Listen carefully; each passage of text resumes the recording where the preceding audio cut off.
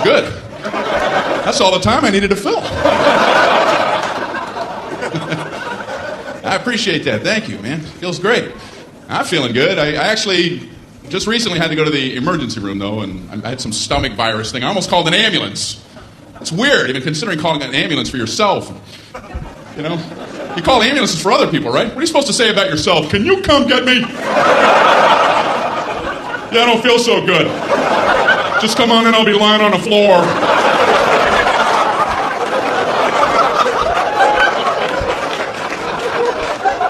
I'm just looking at the phone going, I don't know how to do this. I don't know what to do. It was at night, so I drove myself to the emergency room. That's a nice, relaxing drive. No, after you. Merge, everybody, merge. I'm only imploding.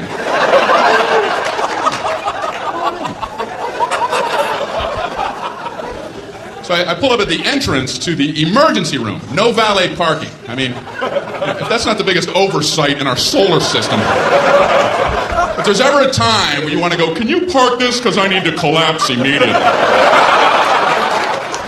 But no, I'm circling around a parking lot. Can I park there? I think I'm going to die. I'm dying too. Okay, go ahead. Yeah, I'll go up a couple levels.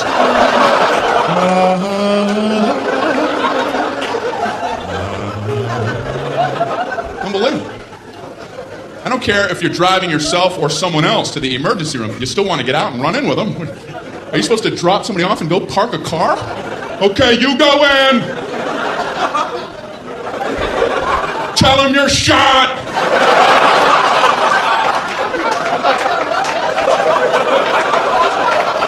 Ask them if they validate.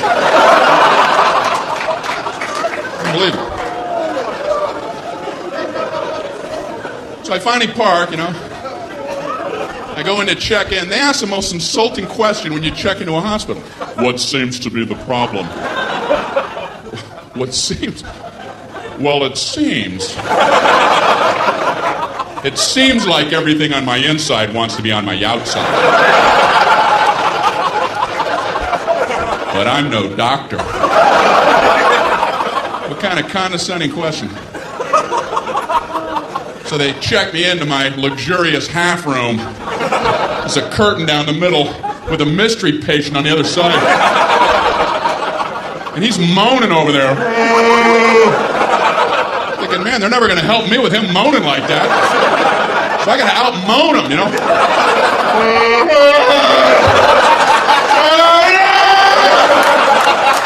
Quit moaning, we're all hurting. The whole floor is like a haunted choir. It's got to be hell to work in this environment. So I'm killing time writhing. Nurse finally comes in. How are you doing tonight? I'm on a gurney. You have a painkiller or something? This is killing me. So she goes, how would you describe your pain? It's killing me. I don't know if you remember that part. Ouch. What, are we playing that pyramid game? Excruciating. Horrific. Would rather have shards of glass in my eyes. How do I convey this to you? So she asks, how would you rate your pain? 4 stars. 2 enthusiastic thumbs up. She goes, how would you rate it on a scale of 1 to 10, with 10 being the worst? Well, you know, saying a low number isn't going to help you. Oh, I'm a 2. Maybe the high 1s. And you could give me a baby aspirin and cut it in half. Maybe a Flintstone vitamin and I'll be out of your hair. You can go 10 to all the 3s and 4s and such. If anyone's saying such ridiculous numbers.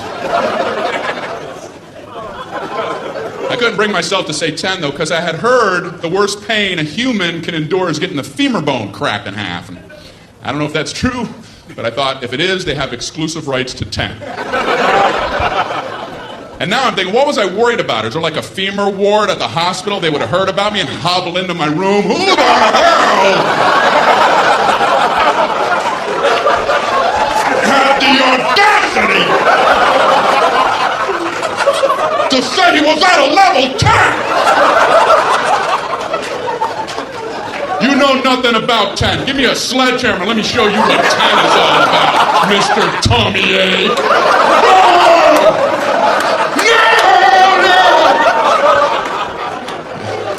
How can I possibly say 10? I can't. So I thought I'll say 9. And then I thought, no, childbirth. I better not try to compete with that. And then I'm thinking, you know, it must be hell giving childbirth when your femur bone's cracked.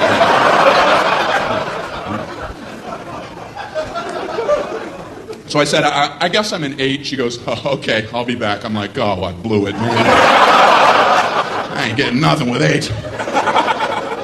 But she surprised me. She comes in, she goes, the doctor told me to give you morphine immediately. And I'm like, morphine? That's what they gave the guy in Saving Private Ryan right before he died. I'm like, okay, I'm a 4. I'm a 0. I'm a negative 11T. Morphine. So they gave me morphine. Wow. All I know is about 15 minutes later, just for the hell of it, I was like, I'm an 8 again. Guess who's an 8? And they finally checked me out. I'm walking down the hall going, say 8, say 8, say 8, say 8. Happy 8 day. Did you get some 8? Did you get any 8? What am I throwing? You can't throw a number. All right. Johnny Appleseed. Did you get any 8 over there? I don't understand my own visuals. All right. Up here throwing numbers around. I'm fine now, I think. I don't know. So they sent me to my regular doctor for a follow-up, and I was nervous going because my cholesterol. I knew it was going to be high because last year was high, and I hadn't done anything different. What are the odds your cholesterol is going to plummet for no reason? Come on, 200, come on! 337, how can that be? I had Burger King coupons in my pocket. It's inexplicable.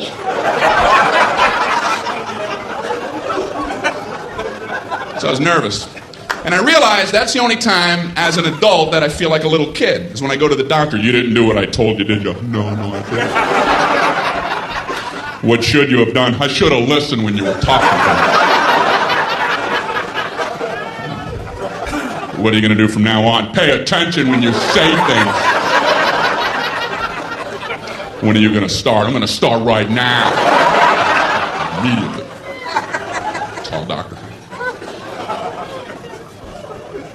He's a good doctor, I think, you know. I told him I get heartburn sometimes, so he goes and gets me a list of things that cause heartburn.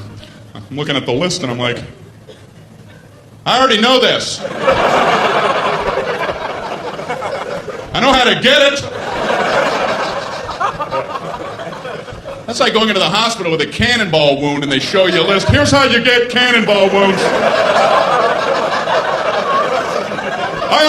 I have a cannonball wound.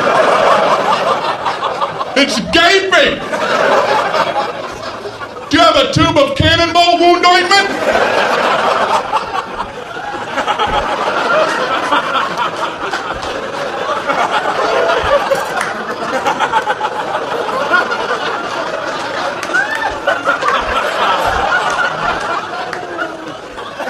Number 1, do not stand directly in front of a cannon. How true that is.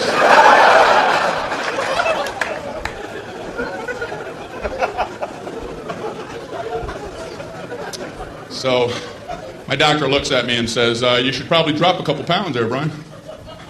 Thank you. Only your doctor has carte blanche on insults. He just insults you for a while, and then you pay him for the insults on the way out. Boy, you should lose some weight, and those moles are looking pretty weird. All right, how much for that, Doc? When can we get together again? Big fat mole man walking out of your office. Thanks for the confidence boost. I'm off to the Macy's Day Parade. Grab a robe. What does he care? You're big and you're ugly. Next. He does care. Doctors are good people. That's why they avoid the word pain. It's a buzzword. They won't hit it a lot. They don't want to scare anybody. Doctors will tell you all about pressure. They'll tell you all about the pressure you're going to experience. If a doctor tells you you're about to feel some pressure, buckle up. In a moment, you're going to feel a little bit of pressure. The pressure hurt like hell! Pressure. All pain involves pressure. That's one of the definitions of pain. You could be swinging a 2x4 at your head. In a moment, you're going to feel a little bit of pressure.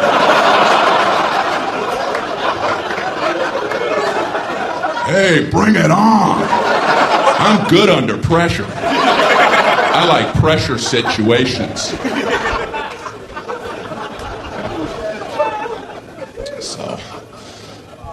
So my doctor, he told me to watch what I'm eating, told me to read food labels. I'm in the store reading a Fig Newtons label. I've always liked Fig Newtons. I'm trying to see if it's okay to eat them, and everything looked fine, the fat content, everything. I looked at the serving size, 2 cookies. Who the hell eats 2 cookies? I eat Fig Newtons by the sleeve. 2 sleeves is a serving size. I open them both and eat them like a tree chipper. Fig Newton shavings coming off the side.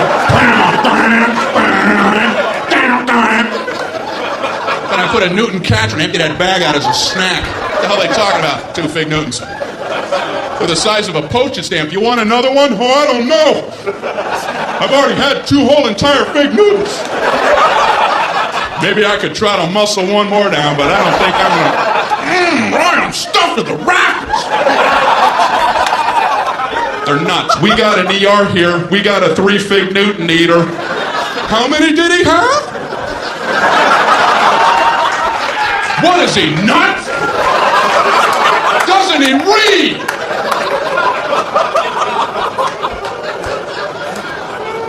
Who's coming up with serving sizes? A serving size of ice cream is a half a cup. What is that? What? Is that like a joke some guy put on there? Hey, come here. Look what I put for the serving size.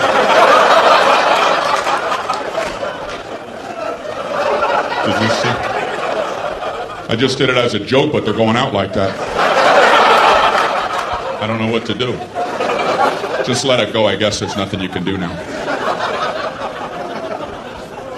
You ever know anybody to eat a half a cup of ice cream? Hey, you want to go grab something to eat? Oh, no. I had a half a cup of ice cream. Yeah, a whole half a cup. I just kept eating and eating and eating. I must have had 2 spoonfuls. I think a serving size of ice cream is when you hear the spoon hit the bottom of the container. Clank, and you can't do this anymore. I even ripped the side. Not sure what they're talking about for the half a cup of ice cream. I have to lay off dairy, though. That's what my doctor threw in as I was leaving his office. Oh, and I'll lay off dairy. I'm like, what the hell? What kind of blanket sweep is that? And no more happiness. Away with you. What does he care? I'm trying to lay off dairy. I'm in the supermarket with my little cart, and I'm trying to avoid the dairy aisle. I can see they all have party hats on over there.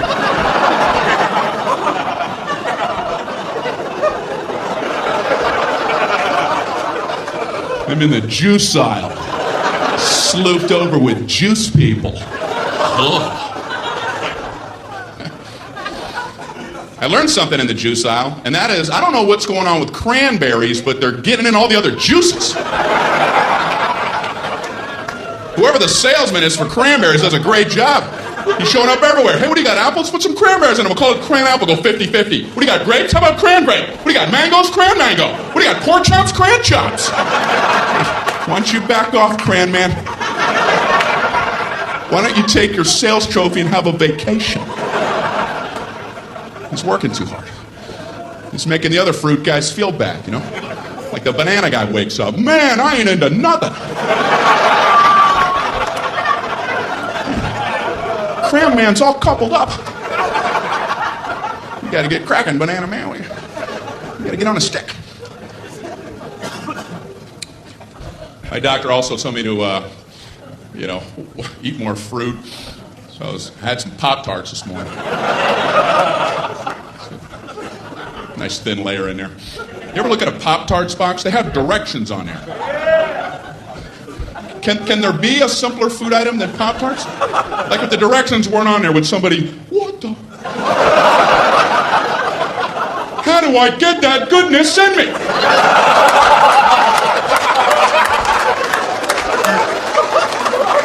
What do you do? How do you get it done? You read, man. That's what you do. They have 2 sets of directions. In case you don't understand one set, you abandon that whole track and get on something a little easier for yourself. They have a set of toaster directions, which, believe it or not, is more than 1 step. How could there possibly be more than 1 step? I can only think of one. Step 1, toast the Pop-Tarts. Go ahead, toast them. Hey, are you still reading this?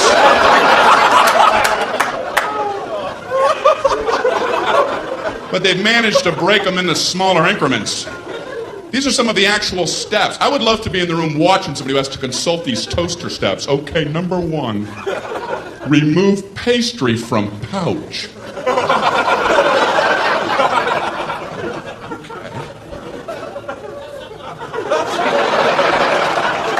I see where they're going with this.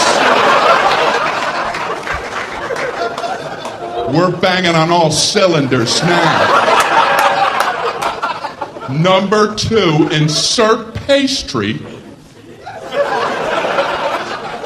vertically. They're reading toaster direction. You're going to throw the vertical concept at them?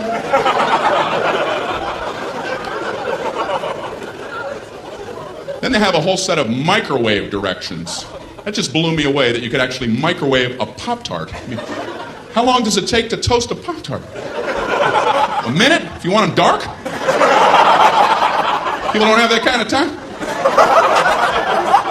Listen, if you need to zap fry your Pop-Tarts before you head out the door, you might want to loosen up your schedule.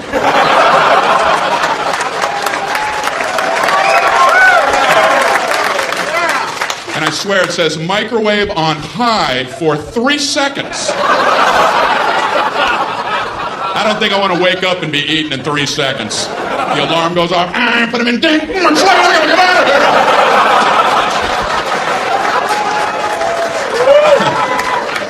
If you're waking, eating, and hauling in 3 seconds, you're booking yourself too tight.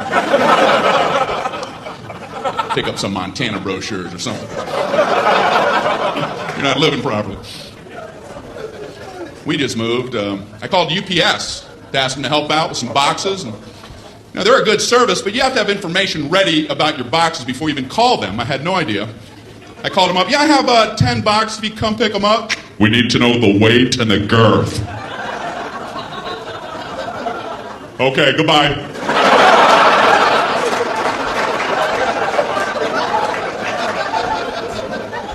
So I called back, we need the weight and the girth. Okay, I don't know what the weight is, and I don't know what girth means. So now what's the procedure? So this guy talks to me like I'm 4 years old. Well, do you have a bathroom scale? Yeah, but if I put the box on a scale, it's going to cover up the numbers! What do I take them off really quick? 0, I'm not fast enough. What's he talking about? So then he gives me like his Mr. Wizard formula. How about if you stand on the scale and weigh yourself, get off the scale, pick up the box, get back on, weigh you and the box together and subtract your own weight. I'm going, slow down. Hold on, Professor. I know this guy's never tried this, because I tried it, and you still can't see the numbers!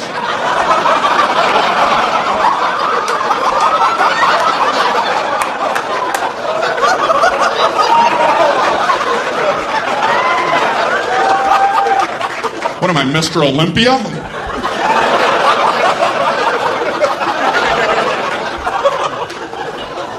£3.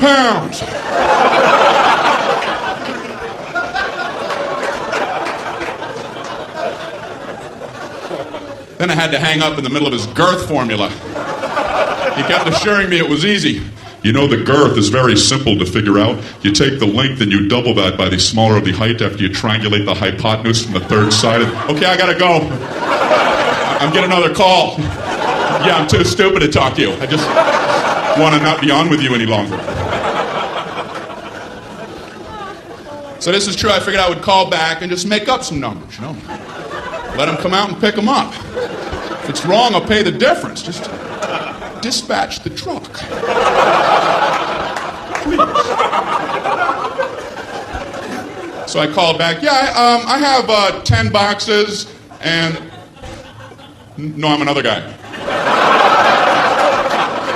Yeah, and they all weigh exactly 22 pounds, and they'll have a girth of 3. 3 what? 3 girth units.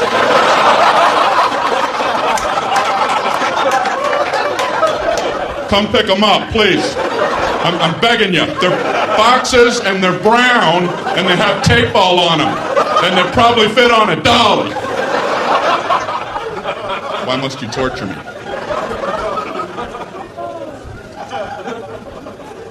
We needed a refrigerator for our new place, and I've never bought a refrigerator in my whole life. I went into the appliance store. There's like 900 of them lined up. There's a salesman there. What's this guy supposed to say about refrigerators? Well, you have this refrigerator right here. This keeps all your food cold for 600.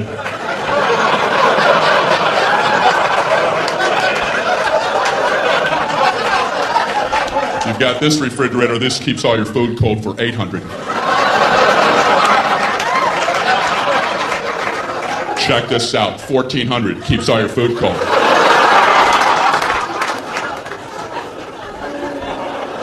So this guy's working me on this one. I've never seen a guy work so hard. This one is a very nice refrigerator. It has a meats drawer. And what you do with that, you would put meats. Whatever varieties that you would choose, these would be your meats. So there's no requirement on the types of meat. You could pick bacon,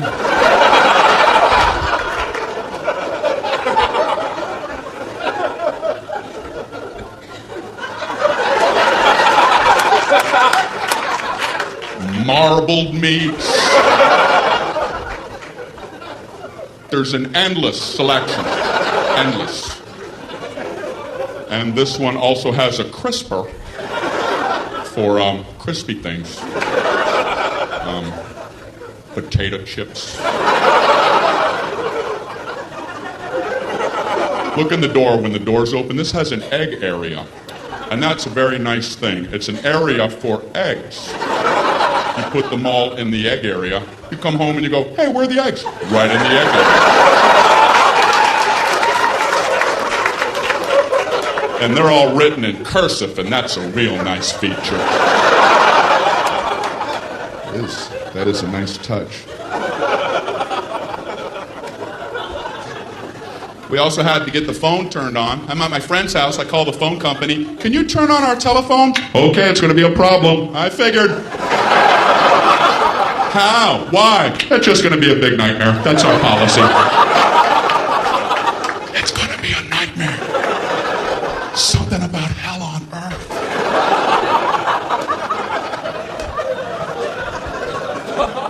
It's different than I thought. I didn't know how it worked, so I asked him, how does that work? Do we have to wait in our home for a few days for the phone people to come out? No, we do it differently now. We can just flip the switch from right here. Oh, great. Can you go ahead and flip it? We're going to flip it next Thursday.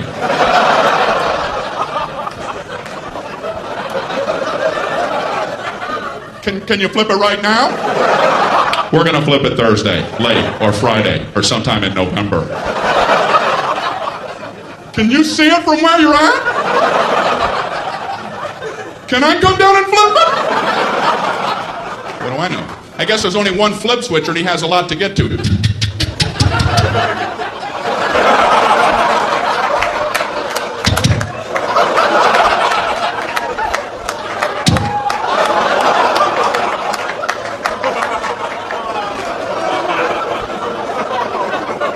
I assume they're tiny. Maybe they're big giant switches. They're really hard to flip, you know? Man, he's never going to get to my house. I want to go down here and cheer him on. Go, switch flipper, go! Flip them switches! Flip them good, switch flipper! Get him riled.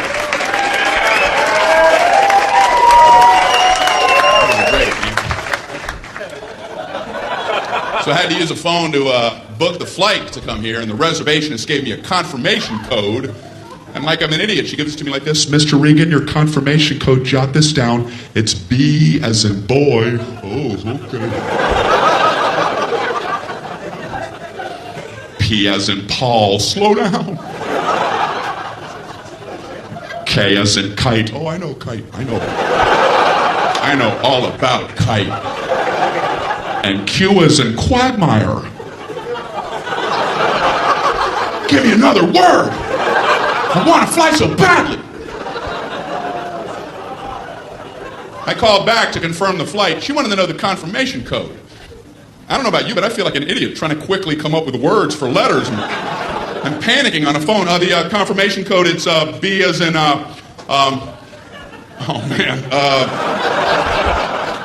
baked beans.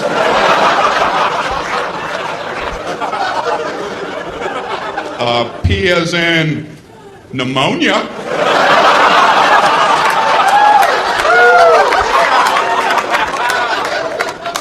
K as in Gaddafi. And Q as in Gaddafi.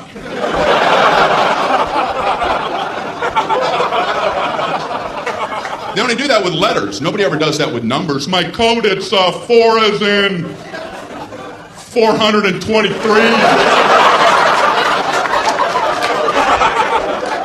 2 as in 2,941. No, 47. Pretty short code. Sometimes you'll get a confirmation code that includes zeros and O's. You write them the same way, they're completely different keys. They'll give you the number 1 and the letter I. You write those the same. They're different keys. A small L looks the same. They don't care. You'll never be able to communicate this back clearly. I'd like to give a code to these people for their big vacation. Here's your confirmation code. You're going to need this for your vacation. Are you ready? Okay, it's 1-1-I-1-0-0-I-1-0-0-1-I small L. Yes. Bon voyage.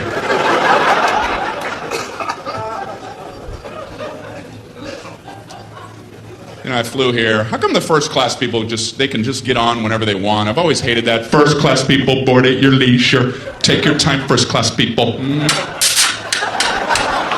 Coach people, no, wait, sit, scuzz. Wait, little piggies.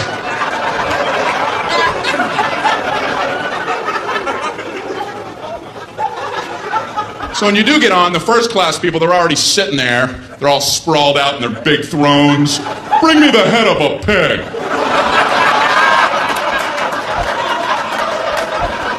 And a goblet of something cool and refreshing. Anyone have a fiddle? Make someone from Coach fiddle for me.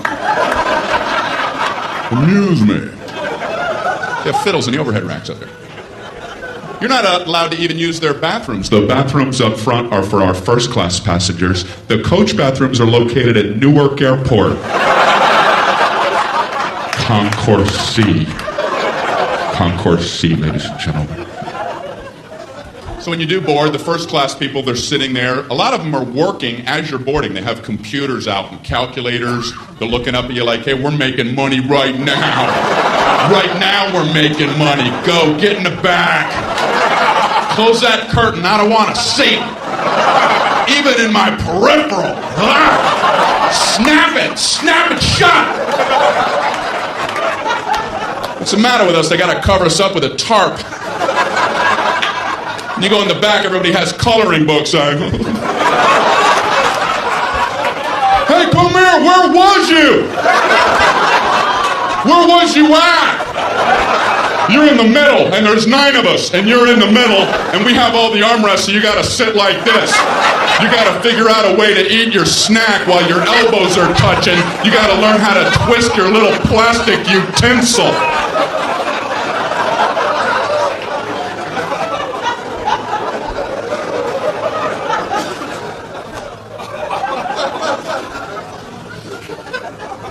I like to sit way in the back. Except for one thing, all the good meals run out, you know. You're poking your head out from row 199. The flight attendants are this big.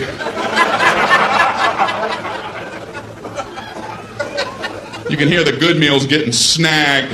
We have a turkey sandwich, a chicken quesadilla, and a cold fish head. I'm just...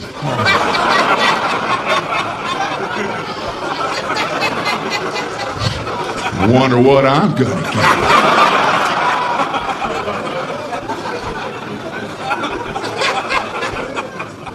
So when they get to the back of the plane, they have to do that flight attendant psychology game and pretend like the good stuff never even existed. It never even was.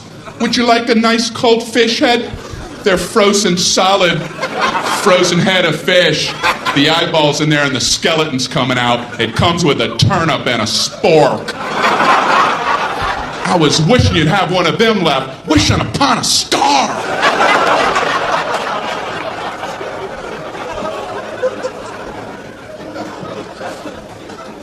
But I admire flight attendants, man, I really do. They put up with a lot of garbage from people. Have you ever been sitting in your seat and you see somebody trying to fit something in the overhead rack that you know ain't going in there like in a million years? They have like a mattress and a lamp. You're looking at him like, what kind of perception problems does this guy have? And the flight attendants are always nice. They always run up and act like it might maybe fit. You know, oh, I don't know if that's going to get up there. We can check it for you, you moron.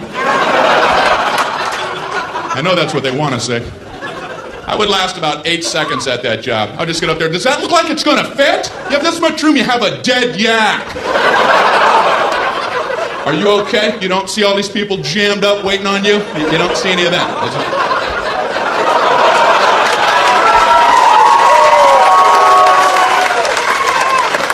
Oh, this is your world. It's all about you. You let us know when you're all set, Captain You Planet.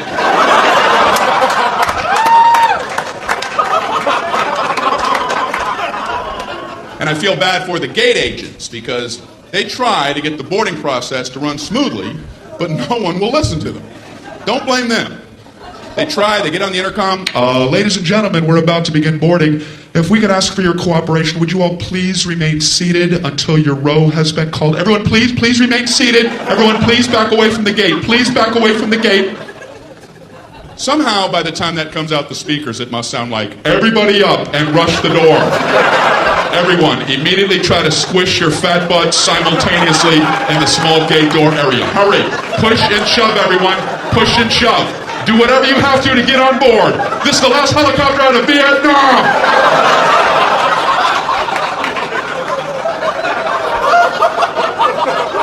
I'm embarrassed to be human. I want to get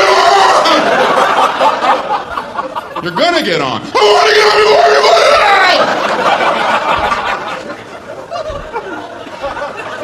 Why?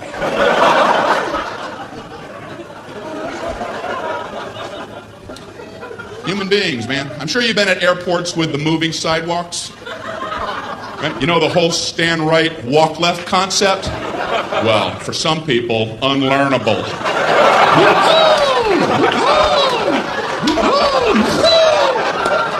You ain't getting it in, no matter how much stimuli you offer.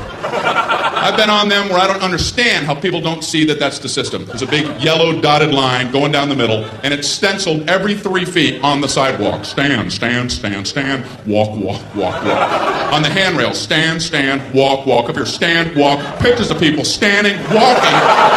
And I've seen footprints together and apart.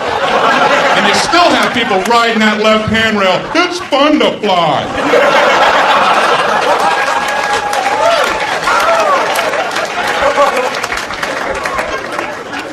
Watch them close, because they're the ones at the end of the moving sidewalk. Something changed. Something changed.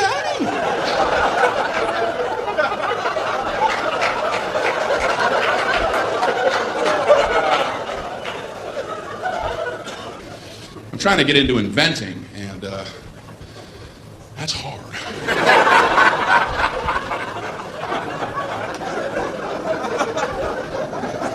I know what I'm going to try to invent, I don't know if I'm being overly ambitious, but I'm trying to invent an ironing board that when you open it, it doesn't sound like this.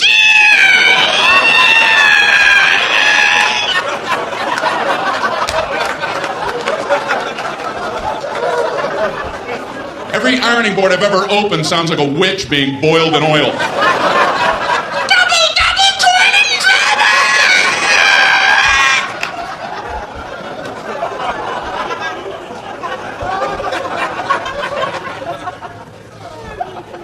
You ever just look at an ironing board? Can you imagine getting that approved in today's safety-conscious world? What did you want to get an approval on? I call it an ironing board. I want to have like a surfboard-shaped device about this high, and I want to support it with 2 thin crisscrossing poles so the center of gravity is precariously high.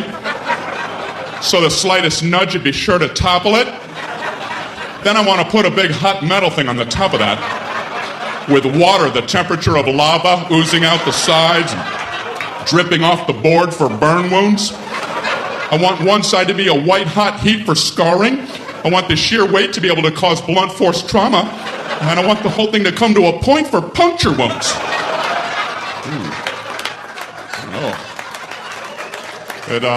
It seems a little unsafe for adults. I'm not finished. I want a cord coming down to get the toddlers involved.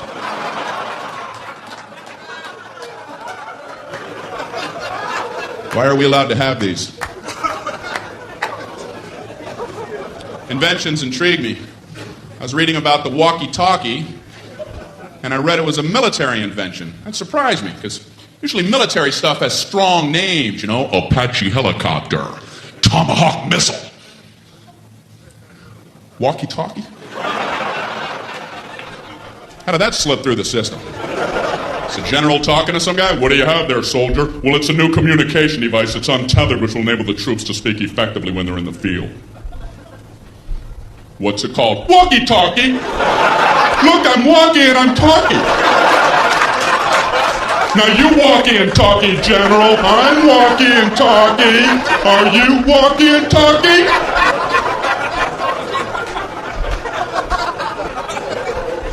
I like it, soldier. What's this explosive device? The whammy-kablammy. And this is the Rudy-Tooty aim and shoot. Walkie-talkie. I'm wearing new contacts. I just had my prescription changed after 6 years. You ever wait that long? Then you get new lenses. You're like, man, I could have been seeing things. How can instantly improved vision not be at the top of your to-do list? I'll see tomorrow. I don't have time. I don't have time to see clearly. No, I don't. No, I can't do that. You see what's on my desk? So I go in for the eye exam. I don't know about you, but I concentrate like crazy during the eye exam. You don't want to get a D on that thing. End up with these big, thick Coke bottle lenses. I didn't take it serious.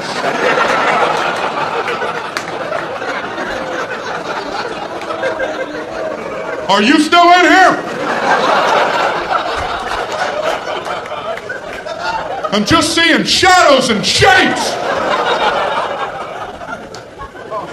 It's important. They don't call it a quiz. So I go in there, I sit in that big chair, he slides that big giant thing on my face. Are these my glasses? What happened to me? That'd be a hell of a pair of glasses. Do I like it better like this or like this? I like this one, but I want to see that one again. That one's pretty good, but let's go back to that one. Click, click, click, click, click, click, click. I hate that test because I can't commit. I can feel my eye doctor losing his patience with me. Let's try it again, Brian. Which one do you like better, number 1 or number 2?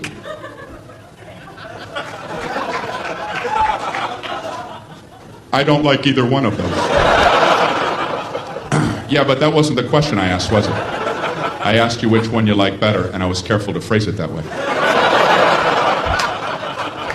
So why don't you keep that in mind while we try it yet again?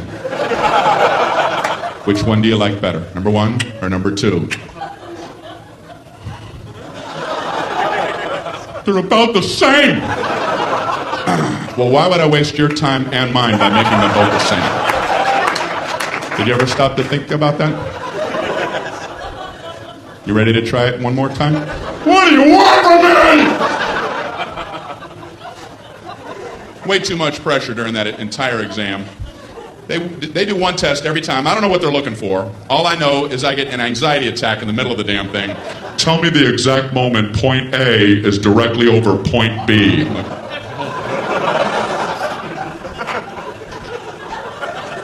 now!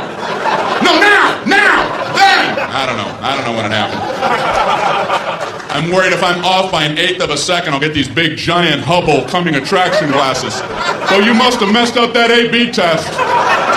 Did I ever? Grand opening. What are they helping me with? My ability to watch cars pass on the highway? They pass now! And they pass now! Man, how do you do it?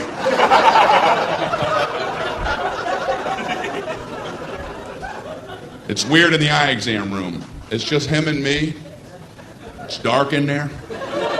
The door's closed. I feel strange when he pulls his chair up uncomfortably close to you. He's like this far from my face. He shines his goofy light into my eyes for about an eternity.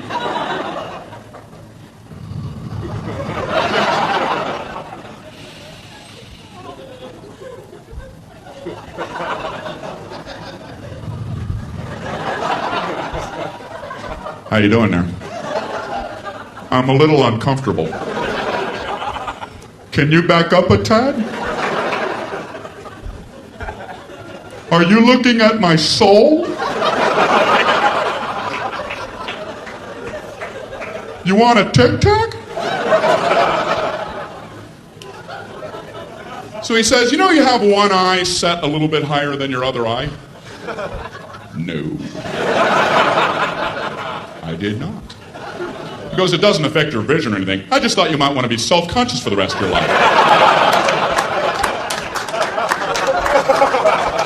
I went out to my car mirror. Am I some kind of monster?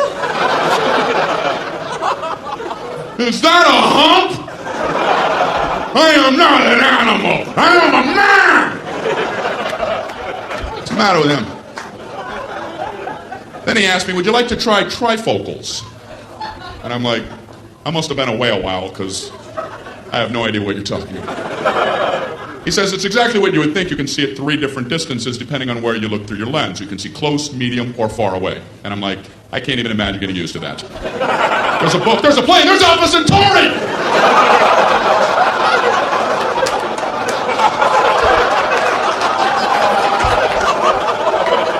Do people need this kind of range? Is that a fly in my nose? Is that a comet? I'm actually kind of quiet off stage. A lot of people don't realize that. I was at a dinner party recently. A bunch of people that I don't know. One guy talking plenty for everybody. And then me, myself, right? And then I, and then myself, and me. I couldn't tell this one about I because I was talking about myself, and then me.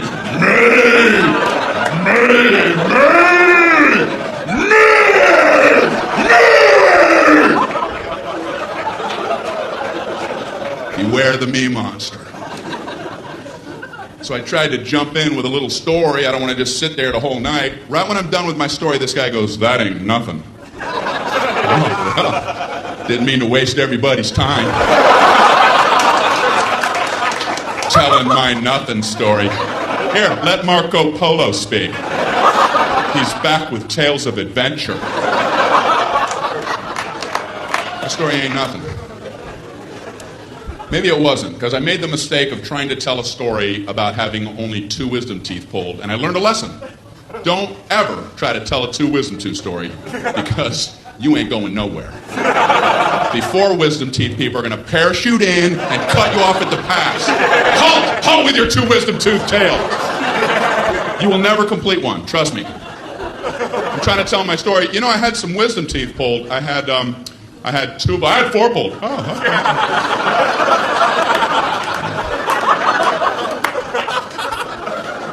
No 5, no 9. I had 9 wisdom teeth pulled. All of mine were impacted. They were all coming upside down. The roots wrapped around my tongue, coming out my nose. They were tusks. I was a warthog. No anesthesia. They pulled them out with pliers. I was eating corn on the cob that afternoon. Pin the blue ribbon upon his chest. That knocks the socks off of my wisdom tooth tail. Why do people need to top other people? I've never understood it, and I see it all the time. Obviously, people get something out of it. At best, people wait for your lips to stop. Yeah, as soon as... Okay, yeah, you, me! You, me! You see the difference? You see that? Now I do. What is it about the human condition? People get something out of that. That's why I have a social fantasy. I wish I was one of the 12 astronauts who have been on our moon. They must love knowing they can beat anybody's story whenever they want. They can sit back quietly at a dinner party while some other person, some me monster's doing his thing, and let him go. Let him run with the line while you be quiet. Oh, really? Let him have his moment. Yeah, I'm a big traveler. I have my business. I got my own global enterprise I got to check. Driving in the Autobahn because I keep a fleet of sports cars over in Zurich. I get the Swiss account that I want to check out. Mount Kilimanjaro expedition, might have to cancel that. The runways in Aspen are a lot shorter the first time you go in there. The Pacific Rim Company are going to try to take that over. Just global enterprise.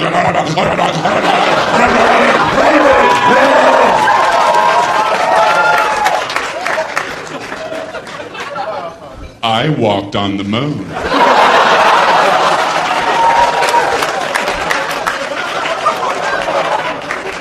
Well, you have the floor, Moonwalker.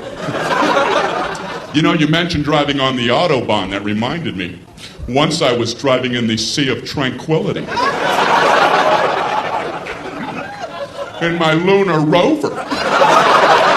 And I, too, was worried about our speed till I remembered, wait, we're the only ones on the moon. You guys are great. Thank you very much.